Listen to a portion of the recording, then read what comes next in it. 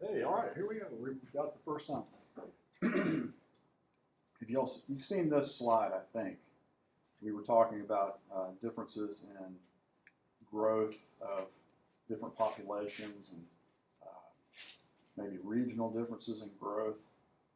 We had, by 1775, some big changes in terms of population growth due to immigration and natural increase. Natural increase meaning the growth of the population due to births, deaths minus births, births minus deaths, excuse me. So population is increasing, and here are some areas that are growing fairly rapidly. The older settled areas like New England, Puritan New England, and to a degree the Tidewater are growing pretty rapidly. Remember what we said in the 1700s, in the 18th century, the population of the Chesapeake and of Carolina, the Carolina Low Country, begins to grow rapidly, not simply by the immigration of Anglo folks, but also by African slaves and people from the Caribbean, Caribbean slaves. So a rapid population growth or a faster population growth begins among the African population only after women begin to be imported as slaves, and that's a bit later. So it's really during the 18th century is when the African population really begins to pick up. Otherwise, these are all people who are forced migrants, and mostly men. So those older settled areas, Virginia and Massachusetts, and of course Massachusetts is originally Puritan, but still very, very Anglo, no slaves to speak of, not much miscegenation, it's not a very good term, but intermarriage between the native populations and the Anglo population. So it is perhaps the best example of a recreation of the old country of England in the New World for any other example in the Atlantic seaboard. Of course, in the Chesapeake, you have what we might call a biracial population, or a bifurcated population. You have the whites and blacks, but also the whites are fairly separated by class. So you have a wealthier, small minority landowning class of whites, and then you have the descendants of those people who came through indentured servitude, who didn't have a lot of land or didn't have a lot of money early on. And those lower classes typically revered the upper class Anglos, the landowning Anglos, and sought to emulate them by owning land and gaining land for tobacco plantations. And as I've mentioned before, the key to that by the early 1700s, land was cheap, and the key to wealth in the tobacco country was slaves, was owning slaves. Now I can't remember if it was somebody in this class, I think it was, after class last time, we were talking a little bit about slavery. It was tough. What did I say? That first of all, it was only a very, even by 1750, still a small minority of small minority of tobacco planters actually owned slaves, and the typical number of slaves per white or per owner was one. Okay, typically one slave, and if you were even a slave owner, that was a minority. And that would continue to be the case until the mid-19th century. So only in the sort of the late, maybe 18-teens, 1820s, to begin to see really large plantations in the Cotton South, where there are dozens, even hundreds of slaves on one plantation. Most farmers, even through the 19th century, most land-owning white farmers were not slave owners. and those who were typically on one or two slaves. The large plantations is largely a stereotype, but of course not an insignificant stereotype of the antebellum period, early to mid-19th century. Well, let's look at some of those other places. Pennsylvania, like New England, was a focus of family settlement, a movement, an immigration stream of families. Certainly some single men, and most frontier areas in the past and the present, most frontier areas tend to be dominated in terms of gender ratios, tend to be dominated by males, because males tend to migrate for job opportunities, or able to migrate for job opportunities more than women historically. So in the frontier zones of colonial America, wherever that may be at any moment, the farther into the frontier country or into the interior, the more common it would be for the population to be predominantly male. Now, that means that wherever you have a mostly European male population, you would tend to have intermarriage with the native populations, and we'll see that, particularly in the upland South. So anyway, Pennsylvania, massive movements of people, growth of population through natural increase and immigration. In the South, we haven't talked a lot about the South yet, so we'll get to that.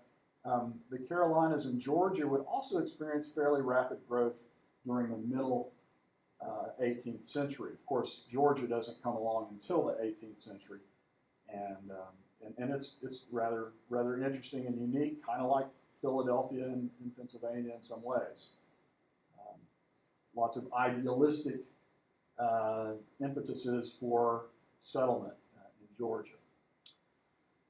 We've talked a little bit about the Mason-Dixon line also, so I think we actually were successful in covering that. So let's move on to this next slide. And if we were to look at the map of what we could call contiguous settlement, or perhaps regular settlement, continual settlement, then it's really a very small area by 1700. Just an area that runs from about Norfolk, Virginia, to Portland, Maine. Now, that's one of those most strangely pronounced names, isn't it? Norfolk if you're in Virginia, but if you're in Nebraska, Trey, what do they call that? You know the name of that town? I mean, what does it look like? Norfolk, right? Right? But, okay, in Virginia, it's Norfolk, all right, because you got to slur your off. But if you're in Nebraska, okay, it's Norfolk, okay? And that's, if you've ever heard of the late night comedian Johnny Carson, that was his hometown. Anyway, too much trivia for that, for this early in the morning. Okay, in the South, only Charleston, South Carolina was a major urban area. Important point there. And by South, I mean both the Carolinas,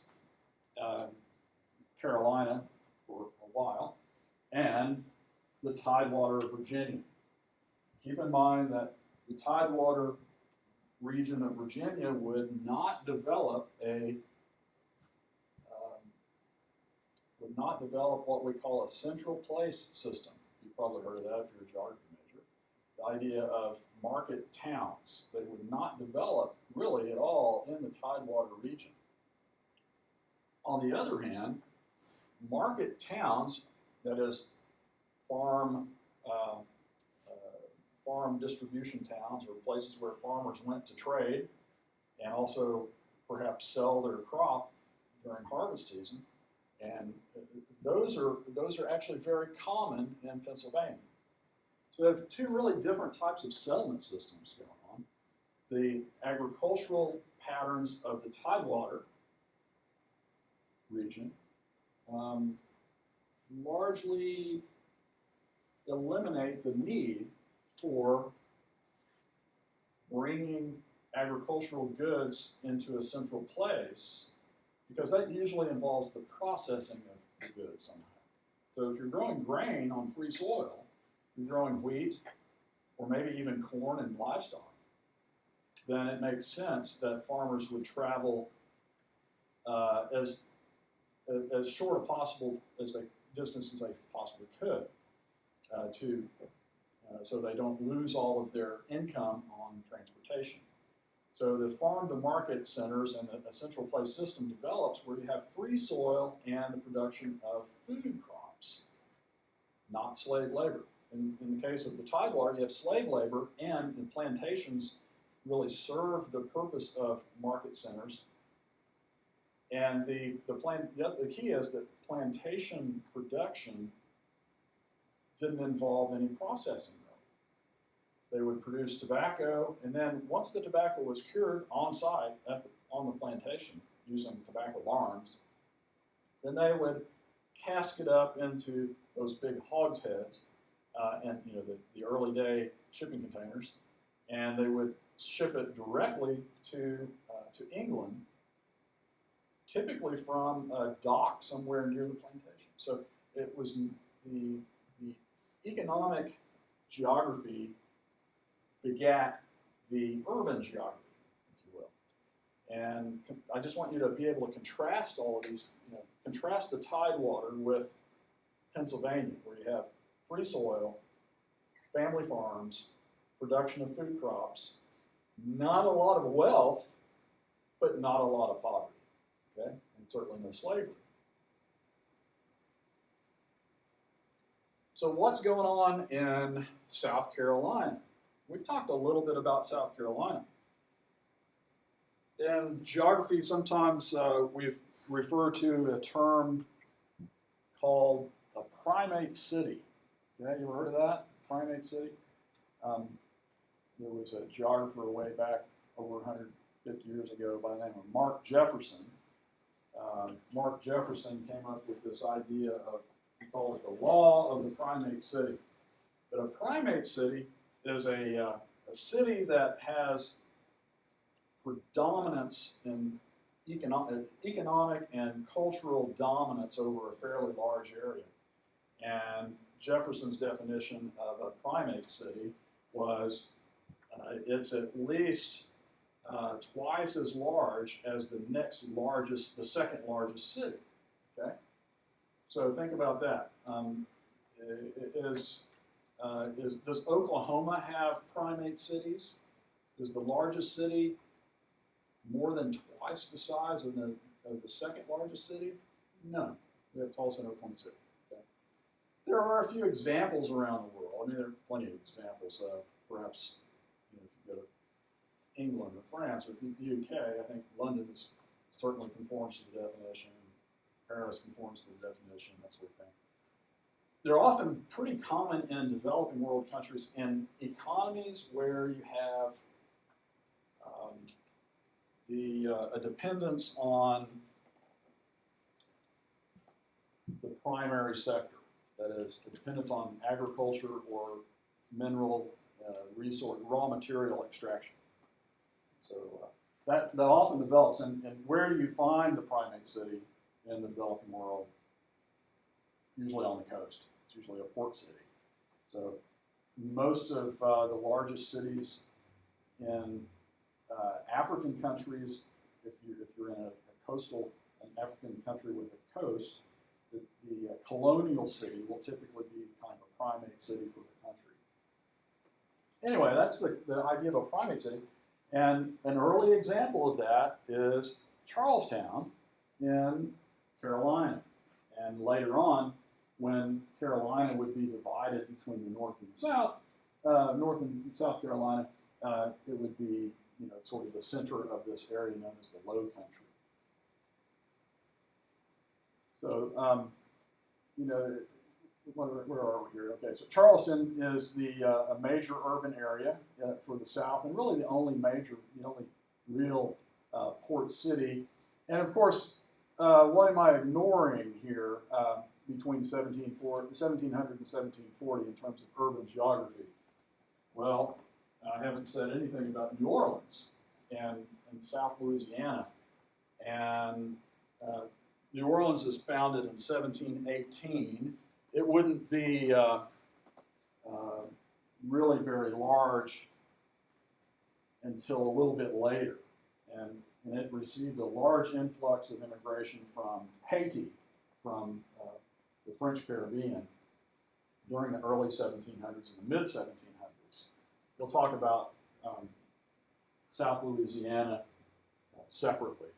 So right now we're still on the Atlantic coast, but as far as southern cities go, most southern cities would be like New Orleans or Charlestown, in that they would be coastal cities and quite quite significant for the region that they commanded. Okay, so moving on here in terms of time and migration and the population of the 1700s, New England began to extend westward. Now, if we can look at a map of the region, you know that New Englanders are hemmed in by barriers. So pardon me, and I'll escape out of this presentation and jump to a map.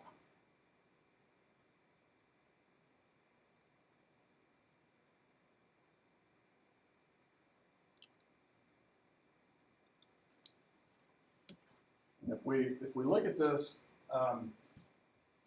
we know that, okay, here's New England, and here's the cultural hearth and the population center of New England, and in terms of migration into the interior, we've got some real barriers. Of course, they can't migrate to the east or to the south because there's ocean, and you can't go really can't go north, because the farther north you go, the colder the climate gets, the worse the soils get, and it becomes less and less agriculturally productive. The only agriculturally productive lands in New England, as we've discussed, are the Narragansett lowlands and the Connecticut River Valley, which runs right through here, which is very, very limited in scope and climatically not very conducive to market agriculture. On the other hand, the Hudson Valley, which of course we think of as part of New York, is also a much broader valley.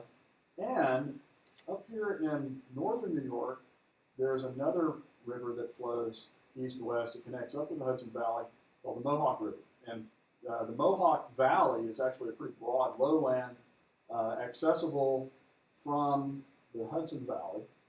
And during the 18th century is when you begin to see movements of people out of New England, out of the New England cultural hearth, to those valleys like the Connecticut Valley, and eventually into this part of New York. And once the Iroquois would allow it, once the Iroquois allowed it, the New Englanders' migration generally went east-west, and it followed that Mohawk Valley, and along the Lake Ontario plains here, and along the Lake Erie shoreline, relatively flat, productive land. And so the New England farmers have never been famous for growing much. They've been famous for getting along, I guess, and just hanging in there. New England farmers would eventually find some fairly productive lands along Lake Ontario and Lake Erie. Into the 19th century, this migration flow would make it to about right here. So that is about the extent of colonial, early colonial, very late colonial, and early national migration in the United States. So, migration streams. So, think New England, for the most part, hemmed in by the sea, hemmed in by the north, funneled into the Mohawk Valley, and slowly making their way to the Great Lakes. Of course, how many of you have ever been to this part of Canada, around Toronto or Ottawa or so-called Main Street of Canada. If you've ever visited this part of Canada, this area was largely colonized by New Englanders, so it's not very different culturally from upstate New York. They speak a little differently, but it's not very noticeable. Now, let's contrast that with the migration streams coming out of southeast Pennsylvania. Here, migrants are trying to find the best farmland that is available, and so the cheapest farmland is always going to be that land that is farthest from the population centers, the frontier land, the land that's not even surveyed yet, the land that might even still be in Indian hands, and that's kind of a problem sometimes. The land that is farthest from the large settled population areas is attractive to those who don't have a lot of money, don't have a lot of income, or don't have a lot of capital to begin a farm. The thing about the channeling of population over time is that although people and livestock and even their transportation forms, their carts or whatever, can certainly cross rugged terrain. What we need to consider is that these are farmers, just like we were talking about earlier. Everybody was a farmer at this point, and if you were a farmer growing any sort of cash crop that you wanted to try to exchange for manufactured goods, any sort of cash crop had to bear the cost of transportation. So it was quite possible for a migrant to live up here in the flat plains of western New York, along the Lake Erie plains. It would be possible to travel down to Philadelphia or travel down to Baltimore, but economically, financially, it wouldn't make any sense for them to try to market their produce because it wouldn't survive the transportation costs. Now, this means that subsistence agriculture, this is agriculture that is completely cut off from the cash economy, completely independent or self-sufficient from an urban area, urban market.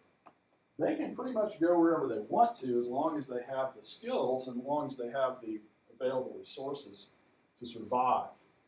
So those are the real frontier folks. Those are the people who are in the Appalachian Plateaus. And the Appalachian Plateau is the real frontier area because these are people who are very, very isolated in terms of they don't have the ability to even seasonally go to a large city and market. If they do, they have to market something that can survive the cost of transport. Right? Now, the reason I kind of harp on this is because I've talked a lot about the Ridge and Valley. And the Ridge and Valley was because of the parallel ridges and valleys presented sort of a natural superhighway for farmers. Farmers could actually market some of their goods in places as far south as southwestern Virginia in the 1750s, 1760s. Farmers could actually get crops to market in towns, or at least they could get them to places where they could be shipped to places like Baltimore. So Baltimore would arise as a real important agricultural processing center, the very first serious agricultural processing center in the Atlantic seaboard. And I say that because it's really a colonial era agricultural processing center. And that, by agricultural processing, I don't mean too much, for the most part. Flour milling, milling of wheat, and meat packing, okay? Producing, slaughtering hogs and maybe cattle. Okay, so the valley, the valley of backcountry Virginia and backcountry North Carolina and Tennessee, this is the area right here that is sort of channeling people from the Pennsylvania Midland area toward the south. They don't typically go west because if they do, they generally get slowed down and settlement is very isolated through the Appalachian plateaus. So there's a big difference between the plateau and the ridge and valley. The ridge and valley has some accessibility to urban markets. The plateau, you're on your own. You gotta be self-sufficient. All right, with that, let's talk about some of those people who are self-sufficient.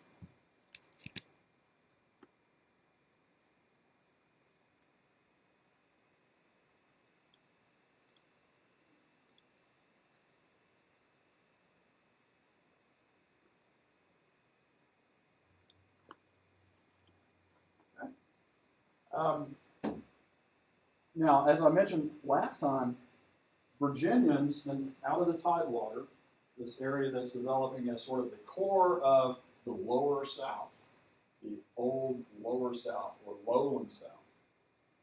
These people are filling up the tobacco country. And tobacco is, as you know, as we've talked about, is hard on the soil. It's a row crop. It requires lots of cultivation. It requires lots of labor. And tobacco is like corn and other row crops, especially like corn, does a number on the fertility of soil. So after a while, tobacco plantations would lose their productivity.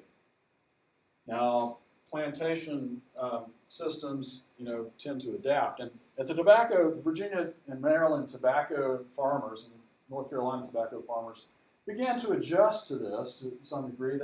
They initiated crop rotation schemes. They started planting legumes, nitrogen-fixing legumes like cowpeas and other stuff. Some other legumes that you're probably more familiar with would be things like alfalfa, buckwheat, clover. And those help the soil regenerate nitrogen and humus. But when the land is abundant and available and almost free, the farmers tended to not worry too much about sustainable agriculture, and they just went and used their labor. They used their slave labor to cut down the forest and open up new land, virgin land. And so that new land was often placed into productivity, while older farms were, they weren't abandoned, they just didn't become as competitive, right? The farms on the frontier, although they had higher transportation costs, were actually more productive because they're opening up new soils. Well, anyway, those Tidewater plantation settlers are moving outward away from Tidewater. They move after 1700. They move into what's referred to as the Piedmont. The Piedmont, or the Piedmont Plateaus, is that area on the other side of the fall line. Okay, other side of the fall line, where the Appalachian uplift begins. For the most part, it is a rolling, hilly country, subject to severe soil erosion. And so once the tobacco planters get to the Piedmont, then they actually accelerate their need for land. The land is denuded faster. And so the expansion of tobacco, and also, of course, you have influx of population, you have population growth, you have more people making a living off the land. So the Virginia Piedmont gets settled in the early part of the 1700s, and by the end of the French and Indian War, the 7 Years' War, American Indian populations would be weakened somewhat, and they would allow settlement, or at least settlement would overrun a lot of these native populations. I'll give you one example of that. But okay, now when did the French and Indian War begin? It kind of built up in the early 1750s, and most people say like 1753, 1754 is when hostilities break out, and it's not over formally until 1763, right? But by the end of the 1750s, most of the hostilities, had pretty much settled, or at least the native peoples in the Atlantic seaboard had fairly well settled down. Now, there are some other things going on. In 1760 and 1761 was a war in backcountry Virginia known as the Cherokee Wars, the Cherokee War. And that was a war of skirmishes between the Cherokees, who were located up in southwestern Virginia and eastern Kentucky and northeast Tennessee, and the settlers who organized themselves into militias. And so the Virginia militia, basically, if you were to look this up on Wikipedia, on wars, it has things like the belligerents. The belligerents ought to be, I don't know if it is or not, but they ought to be the Virginia militia, very local Virginia militias, and the Cherokee Overhill towns or something like that. Anyway, they got involved in disputes over land, mostly because of these expanding settlements out of the Great Valley. The Great Valley settlements expanded all the way down to the Holston River in upper East Tennessee. And that's where the Cherokees said, enough, and they started attacking settlements. Well, the Cherokees may have attacked the settlements, but the Virginians organized and overran the Cherokee villages in the valley and burned their crops and forced them out. And so the Cherokees regrouped a little farther south and a little farther west, got out of the valley after 1760 or 1761. So that's kind of the tail end of the French and Indian War. And if your history books will say that the Cherokees were neutral for the most part during the French and Indian War. It was more like the French allied Indians who were the real problem for the colonists up in New England and New York. You don't hear too much about the South so much. But by the end of hostilities, with the formal Treaty of Paris in 1763 that ended the 7 Years' War, the king, George III, established what they refer to as the Proclamation Line. And so in 1763, there was what's referred to as a royal proclamation, and that was a boundary that was established along the ridge of the Appalachian Mountains, and the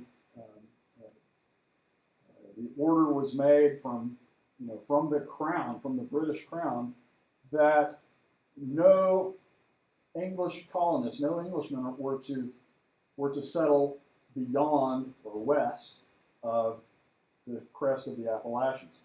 It didn't follow the crest of the Appalachians perfectly, but the boundary line was noted, and what happened? Well, when that proclamation line was made in 1763, there were already settlements on the other side of the proclamation line. So I don't really want to go too much farther, but I don't want to go into the War of Independence yet. But settlement proceeded all the way into the 1770s. So another decade of colonization. And this is the period, the decade running up to the American Revolution was a period when Western settlers, these frontier settlers, were moving across the Royal Proclamation line, completely ignoring that dictate from King George III that They weren't supposed to be there. So now, crossing the proclamation line actually was supposed to be punished with death, capital punishment. Now, legally, the Crown said, you're on your own. We're not going to enforce British law past the proclamation line, and so if you get into trouble with the Indians, you're under the Indians' law. You're on your own. This was important because it developed an attitude on the frontier that they were self-sufficient. They didn't need this sort of ridiculous dictate far across the Atlantic, and they weren't going to follow it if they saw the availability of good land. And they weren't always at war with the native peoples anyway. So it was a formative period. This period from the mid-1750s to the mid-1770s in the backcountry of Virginia and North Carolina. So in expansion of settlement, and I've got a map for this, but the expansion of settlement during this latter stage, we'll come back to that, but and we'll look at some of these areas that are sort of the late coming settlement zones. We'll also talk about South Louisiana, but not for the second test, for the third test.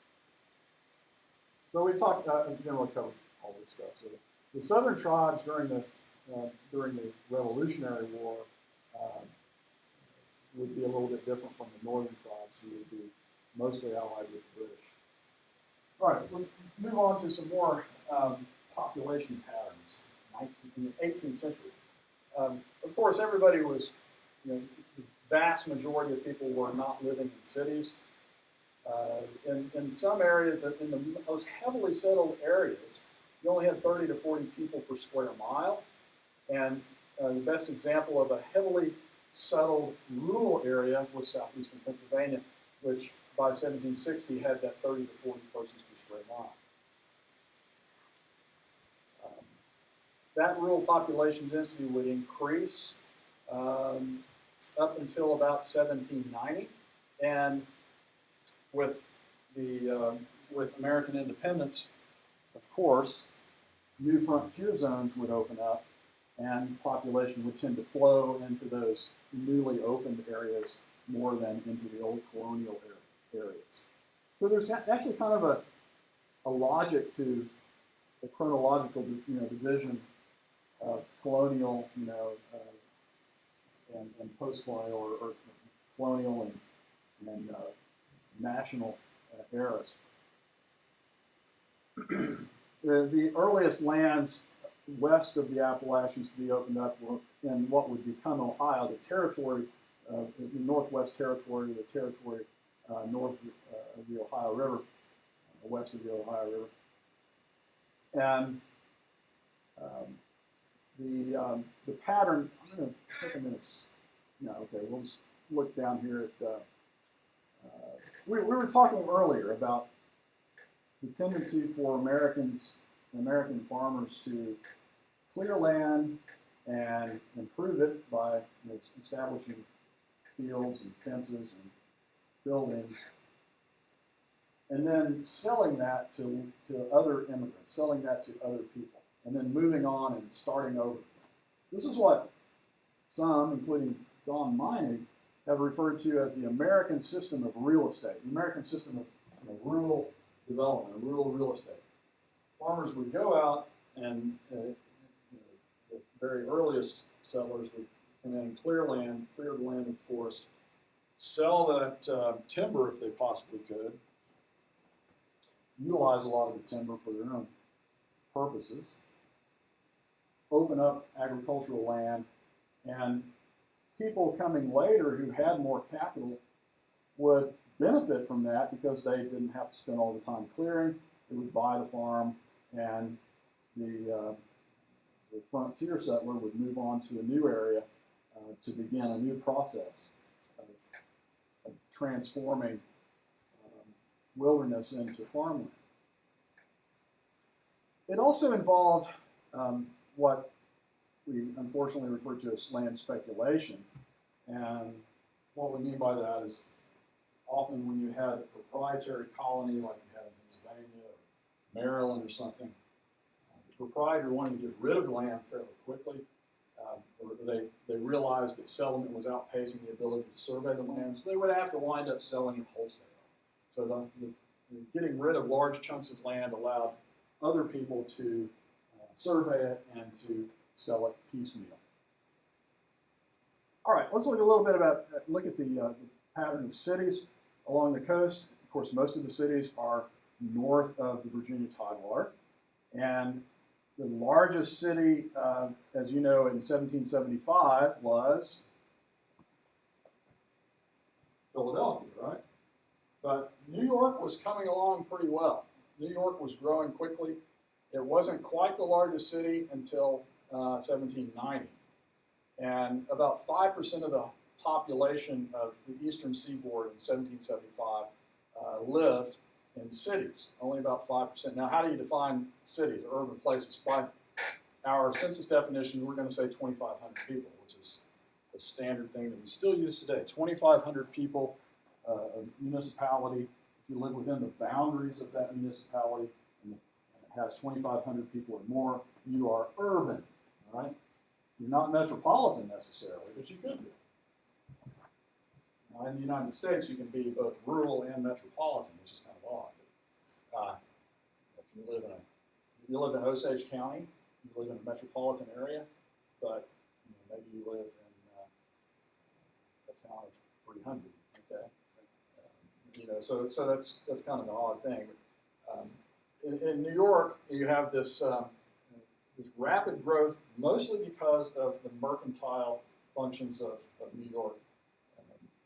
The ability of the asset of having a fantastic harbor and access to that Hudson Valley interior. But New York would begin to be pretty independent in that it would import a lot of its raw materials from elsewhere. So New York would begin to take on that special import-export economy. Charlestown was similar, and New Orleans would be similar as well. They would import a lot of materials and process them and reship them or re-export them. Boston, up in New England, was coming along as maybe an example of a primate city for New England, and it was it started to have some growing pains. A lot of other towns along the New England coast began to sort of challenge the urban dominance of Boston. It lost its dominance for the entire seaboard in 1740. It was the largest town until 1740. Now Boston is growing not by agriculture really, but by imports and exports, just like New York. Boston is tied to the molasses and sugar trade down in the Caribbean, and Boston is also important in terms of its connections back to London and back to Bristol. But its hinterland is naturally small, so fishing, whaling, which are important in the small coastal fishing villages along the New England coast and up the Maine coast. Those villages, of course, would serve and would be served by this larger complex, larger urban complex of Boston. Boston was also an important early publishing center. It was a center of banking early on, lots of capital in Boston, lots of investment capital in early colonial Boston. Who are some famous folks that started in Boston? Well, the merchant class of Boston eventually becomes the most perturbed class in regard to the British Intolerable Acts and Stamp Act and that sort of thing. So, these are the people who were making money by shipping things along the coast, by smuggling. There was a lot of smuggling going on, and by smuggling we just mean that trade that's outside of the regulatory requirements of the British Crown. It made economic sense, but it wasn't legal. So when the British started cracking down on these their controls of colonial commerce, that's when the people in Boston really felt it and reacted. This is where your heart of the rebellion began. On the other hand, if you went to New York, where or even the urban areas like Charlestown, there were mostly loyalists, and we'll see some maps in there. All right, and like I said, Philadelphia was the largest until 1775. It was this really, really important place. As you might remember, Ben Franklin was born in Boston, but immigrated to Philadelphia. He moved to Pennsylvania and really considered himself a Philadelphian. The Chesapeake region, as I've mentioned, didn't develop a system of cities, a system of towns, so it remained very, very rural. And although Pennsylvania remained mostly farm-dominated, it was also mostly rural with market-centered towns. And Baltimore would come along a little bit later. Baltimore, as well as Springfield, Massachusetts, and the Connecticut Valley, these would pop up as sort of the colonial era agricultural processing centers.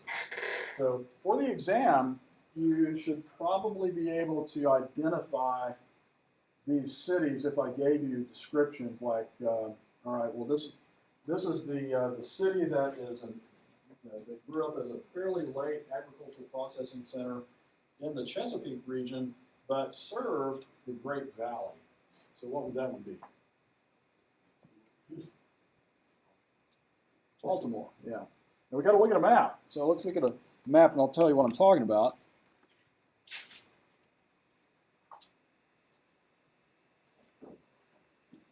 I don't have the right map, but we'll make do with what we have here. If you're living in the Great Valley, well, you don't want to cross the Smoky Mountains. So here's the Great Valley right here. Right? So you can pick up. The Shenandoah Valley runs right through here. Right? So Great Valley, Shenandoah Valley.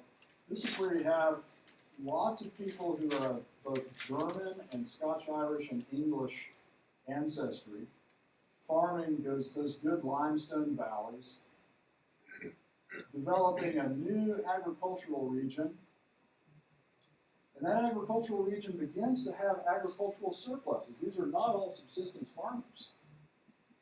So the earliest long-distance roads or long-distance transport lines tended to connect these valley settlements, these great valley settlements, to places like Baltimore, right about here. And that connection was fairly significant. So Baltimore began to import wheat from backcountry Virginia and Carolina and produce flour and also later packed livestock, meat packing. So Baltimore was an early day agricultural processing port.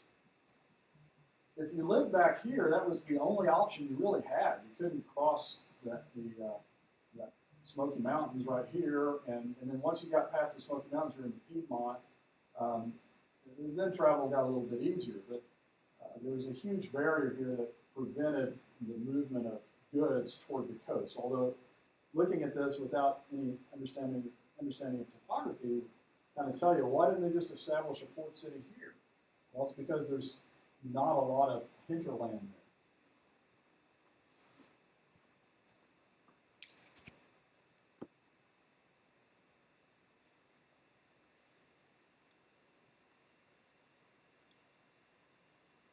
All right, so urban patterns. Okay, let's talk about ethnicity. A little bit of ethnicity. We've talked a little bit about national origins and ethnicity somewhat, and I've mentioned the Germans and the Scotch-Irish and their significance in this region. We've talked about the proportion of English and how that would change a little bit.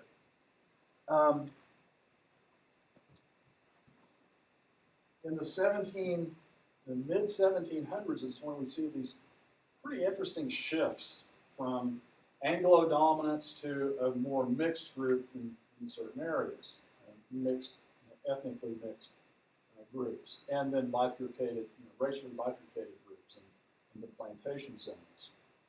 But here are some statistics or some numbers for you. By 1775, that's kind of the benchmark year for the second exam. 1775, you had about 10% of the entire population of the Atlantic seaboard who are tracing their ancestry a generation or two back to the Ulster plantation in Northern Ireland. In other words, the Scotch-Irish made up a very large chunk of the population in 1775. Where were they? Well, they were mostly located in the backcountry. This is something that's always it's been well known for a long time. That backcountry would be southern and western Pennsylvania, New Hampshire, the northern parts of New England, the backcountry of Virginia, which we talked about, particularly the upper Piedmont area, and especially in the valley, the Great Valley, the Shenandoah Valley, and into the Carolinas. So the migration stream out of Pennsylvania, out of southeast Pennsylvania, flowed southwest and actually spilled out into the Carolina Piedmont. So people in central North Carolina, the area of central North Carolina was actually settled by people coming south from northern Virginia and Pennsylvania. So about 250,000, we know the population of the Atlantic seaboard in 1775 was about 2.5 million. So about 250,000 immigrant settlers had entered Philadelphia and Baltimore up until 1775. And of course, they had fairly high rates of natural increase as well. We've talked a little bit about the Welsh, especially the Welsh Quakers. The Welsh were concentrated in eastern Pennsylvania. They didn't tend to move out very much. And about a third of of Pennsylvania before the influx of Germans, most of those Welsh came in before the influx of Germans, and they were sort of hemmed in by them around 1700 or so. The Welsh would become associated with the anthracite region. Anthracite is a type of coal. It's a very high quality, high carbon form of coal. It was the type of coal that tended to be mined earliest because it was the highest quality resource. And the anthracite region of eastern Pennsylvania remains to some degree a ethnically Welsh associated area. But the Scotch-Irish and the Germans were much more prominent in terms of numbers. So about 10% of the colonial population in 1775 could be maybe considered Scotch-Irish, and another 10% German. And many of these, while the Scotch-Irish, spoke English generally, the Germans often didn't. The Germans often retained their language in the backcountry prior to the American Revolution, and even later. So the Germans, and these are the people from all over Central Europe. Here are some examples of places where they came from. The Rhine Valley, known as the Rhenish, they're often identified as Rhenish, but the Rhine Valley, the Alemannic regions of Switzerland and Swabia, Baden-Württemberg, and Alsace-Lorraine. These are the areas that are upland areas in southern Germany and Switzerland, western Germany. So these were folks that were coming from all over what would later become Germany, and moving into the Great Valley. These folks, the Germans, were usually on the tails of the Scotch Irish. The Scotch Irish were often the people who went into the backcountry. Why did they go into the backcountry? Because they were fearless. They were more penniless than fearless, probably. But they didn't have the capital for purchasing land. And the German-speaking peoples typically came in a little bit later and purchased good land. And they were also, the Germans developed a reputation for identifying very good soils and establishing lucrative farming areas. Germans were common not just throughout southeast Pennsylvania, where they established later on Mennonite and Amish communities. They were also found in the Shenandoah Valley, around Salem in North Carolina. Moravians, we were talking about the Moravians. So they were a religious sect out of post 30 Years' War Europe. And even Savannah in Georgia, Oglethorpe's experiment, even Savannah attracted a number of Germans. And my very favorite example is a tiny number of Germans from the Alsatian areas and from the German-Swiss area of Europe. A very small number of them migrated at the request or invitation of the French along in the lower Mississippi River. The French were in need of wheat production. They needed wheat for flour in New Orleans, but it was, you couldn't bring it in because it would be ruined by the time we get there. So the people in New Orleans invited a group of Germans to come in and colonize a section of the Mississippi River that became known and is still known today as the German Coast. It even has German place names there today. But they were quite famous for their grain production and their food production for the French in New Orleans, Creoles. So anyway, also dairy production as well. They made a lot of money by producing cheese and fresh milk for New Orleans. All right. Supposedly they're the ones that introduced the Christmas tree, but I'm not sure about that. Wrong way. A little bit more on German settlement. If we look at the entire period of German settlement, runs mostly from, at least the first wave, the 1680s to about the 1760s. So we've got, several different waves a couple of different waves during the colonial era. The first one is focused on the southeast Pennsylvania core area.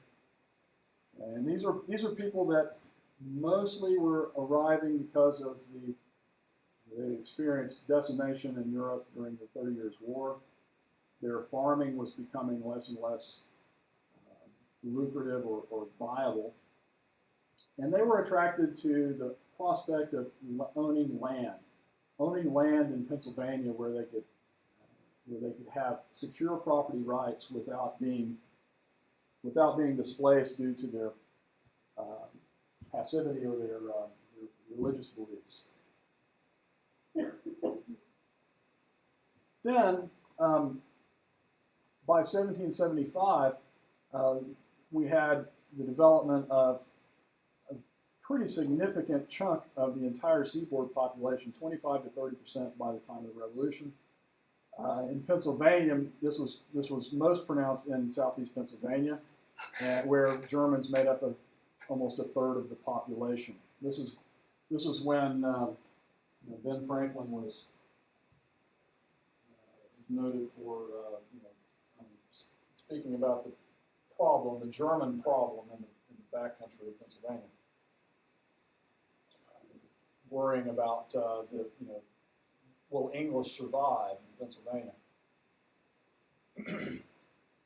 Other areas where Germans settled included the Mohawk Valley. The Germans were actually the ones who opened up the Mohawk Valley for the Yankees coming in the middle part of the 1700s. There's still an area around Herkimer, New York, known as the German Flats, the area that was sort of the opening for a wave of German settlement in the 1720s. The Shenandoah Valley, as I mentioned, Winston-Salem area of central North Carolina and eastern North Carolina. Savannah, this is kind of a repetition in the German coast. So now the areas that the Germans arrived from had folk cultures that often have traits that survive. The ones that came from Arabia, were they just like the Anabaptists and stuff that went there, or they're actual Arabians? Well, yeah, they were It's Czech. Moravia, not Moravia. Yeah, they went to Arabia. Moravia. Yeah, Moravia. Moravia. But yeah, so they were Czech also. Well, I mean, what we would today probably refer to as Czech or Bohemian or something like that. So sort of West Slav. West Slavic, it's in that Slavic Teutonic Yeah, crossover I know zone. who knows this, but I was asking, is it just like the German, because like German groups went there after the Reformation because they were being persecuted or whatever. Yeah, okay. Now we're in terra incognita for me. Yeah, okay. So I that's didn't great. know which ones were coming. Okay, yeah. We can look into that. That would be a good bibliography project. I would like to learn more about that. Okay, about running out of time here. Let's end up with the contributions of Germans to American culture in the colonial era. Maybe not just the colonial era. Certainly they were involved in the printing industry of Philadelphia. Printing was a really important industry in Boston and Philadelphia. Of course, you know that with Franklin. And the production of newspapers and the movement of information. Okay? Very important, not just for the English, but for the Germans as well. They were always stereotyped, whether it was true or not, as Europe's most efficient, most productive farmers. So they had livestock raising traditions, particularly dairy production traditions that were pretty distinctive and competitive. Of course, brewing, the American style beer that that most people drink. Well, today I think most people probably drink the hoity-toity, what do we call it, craft beer. But I'm not talking about that kind of stuff.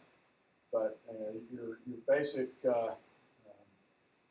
typical 20th century American beer is the descendant of the German introductions that were very different from English ales. And, English drink their ale at room temperature, and the Germans didn't. So the Germans contributed the beer culture to America. Stonemasonry. We'll see this a lot in the architectural, the cultural landscape of farming and that sort of thing. Lots and lots of use of native stone wherever you could go. In other words, they built things to last. They placed a lot of time and energy into establishing buildings that were not going away. You've probably seen, in the movies and so forth. Maybe even if you went to Stillwater High School, I guess we don't have the logo. We're the Pioneers, okay? You know this. And there's something called the Pioneer Wagon, right? Here in Stillwater, and it's a Conestoga wagon. It's a prairie schooner. Actually, the prairie schooner, like the one that the Sooners tipped over the other day. The prairie schooner is just a little thing, and most people think of that when they think of the Conestoga wagon. But the Conestoga wagon is actually a much larger wagon introduced by the Germans mostly to move bulky goods like agricultural, sacks of grain and that sort of thing, over roads. So the Conestoga wagon would become a kind of an American, icon during the 19th century. Not just, and the little prairie schooner is actually a lot smaller. But the large wheel in the back is one of those characteristics, and the Conestoga wagon is kind of shaped like a boat. It has kind of like a, what do you call it? I'm losing my hull. Well, a hull, yeah, thanks. It's shaped like a hull of a boat, and that's so that when you're crossing a river, it actually floats. Okay, so it doesn't sink. What happened here? We run out of slides. They like kind of freaked out a second ago. Oh, it freaked out. Oh, it's on strike. Let's see. Maybe we can back up here. Maybe I got excited and yeah. Well, I think it just went blank on me. I've got a lot of other slides. Well, I guess that means it's time to go. All right. So you all you must have drank 3 extra cups of coffee this morning because I was boring myself with this lecture. So thanks for hanging in there, and I will